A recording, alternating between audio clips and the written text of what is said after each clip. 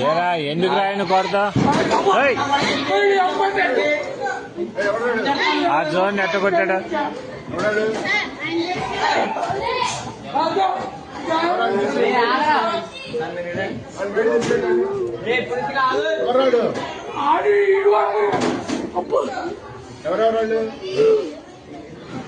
ఏరా దేనికి రా విధానం ఏంటి అసలు